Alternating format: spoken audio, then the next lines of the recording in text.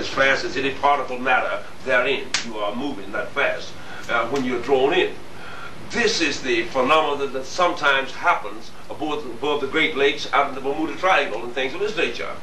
The boats and things were not going very fast. The drone of their engines just happened to match that dimensional window, and they were drawn in. Now, I'm sure that many of you have thought of those poor spirits lost somewhere in the dimensions of the Bermuda Triangle and other places like that, and it saddens your heart. Today, I will relieve that suffering within you by explaining to you the fact that there are ships called skyrakers, dimensional runners, that whose primary job is to go into these dimensions and rescue those people, whoever they may be. Now, if you went missing last week, oh, I'll bring you back, that's cool. But my darling, if you went missing in 1898 and your grandchildren are older than you, now it would not be appropriate to bring you back to this time, because that would alter and offset the continuum. However, the Skyraker ships would take you to a comparable M-class planet that's your virtual utopia, and you would be able to live on. So therefore, we have human beings across the galaxies. Now, because of the time span, many of them have been on certain planets. They may not look exactly like you. They may be taller or shorter, their skin may be blue or green, or something of this nature. Nonetheless, they are Homo sapien biped erectus. The theory that we all came from the one Big Bang is essentially correct. Thus, we are, no matter our origins or physiological appearance, made of the same stuff. We are carbon-composed animals. A fish on BRB looks like a fish, maybe not like a fish you see on Earth, but you can still tell it's a fish. A bird, you can still tell it's a bird. A dude, you can tell it's a dude. You see what I mean? So, we are all God's children. We are all the Creator's children. Nature does not nurture, it eliminates. If you think that we are so grievously great and haughty in our technologies and philosophies and things of this nature, our machines, listen to me. For every one species of creature living upon the earth, 100 have come and gone. Life is not promised. So we're going to have to get on the one. Now, I tell you truly, no matter what happens, you will not die. It's possible to destroy a planet. You float around for a zillion years out there, but you will one day crawl from some other Jurassic Sea. Personally, I don't want to get bitten and rump by no most saber-toothed tigers. I don't want to have to start it over, to do the whole thing over again, because it's a bummer for a long time. I'll tell you truly, it really is. Nonetheless, we are the masters to some great extent of our destinies, and it's up to us how we're going to act and do. I can tell you truthfully that I do indeed love you, for I would not have been permitted access to the archives had I not decided to love instead of hate, to study peace instead of war, to reason instead of harm, harm instead of maim, maim instead of kill, but only kill instead of die. This is all that can be required of any cognizant species who cares to continue as a species on any planet anywhere. The factors are do unto others as you would have them do unto you. Love your fellow person as yourself. Honor the elders and feed the children. It's about the sum total of all divine rhetorical aspirations to be had anywhere.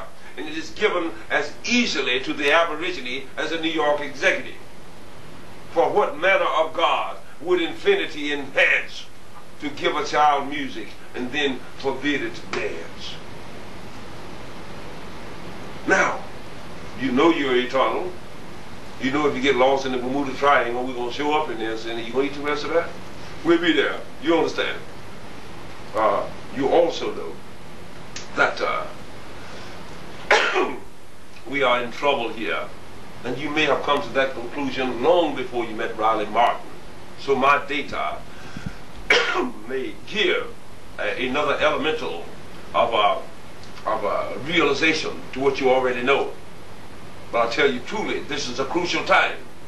I said at the beginning of this meeting that it is fortuitous that you great spirits have chosen to, or been obliged to, return here at this time in history.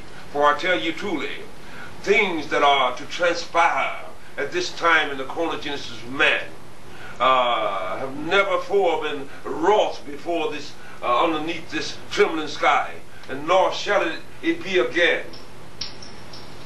If you and your children are deemed the inheritors of tomorrow, then we better do something today and then get it on. I am pleasantly surprised and pleased that this boy Clinton is starting to set aside money to clean rivers and feed children and to help take care of the babies and welfare mothers while they get off welfare and go to work. Things of this nature. More of these things will have to be done in abundance upon the earth, so that we may lead the way and show the way to humanity at large. For if we do not, I tell you truly that our time is not long. Now, I don't want to be no doomsayer. There will come a time when I will start downloading to you rudimentary inventions and things that you can build in your basement and have some electricity and stuff, whether you cut your lights off or not. Things of this nature. Nonetheless, I'm putting off this visit until after the 5th of May, on or about the 5th of May in the year 2000. Now there's a reason for this. At that particular time, for the first time in perhaps 29,000 years, all 9 planets in this particular solar system would align like ducks in a row.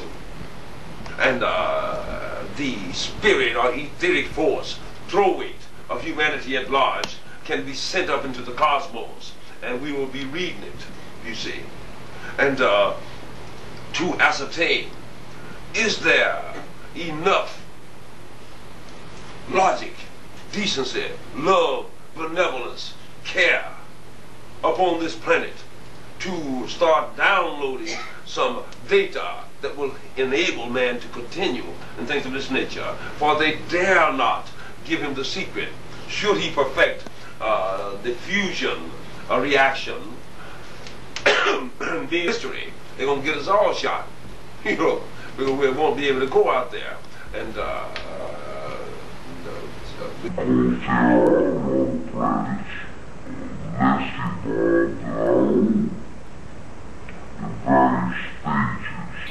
of evolution and whatever, some more evolved, but there stands to be some that more would be uninvolved. There are living planets with cognizant beings on it, and there are other planets, more planets, that are at this time ran by insects or dinosaurs or birds and things of this nature or what have you. So the planets are out there for the taking.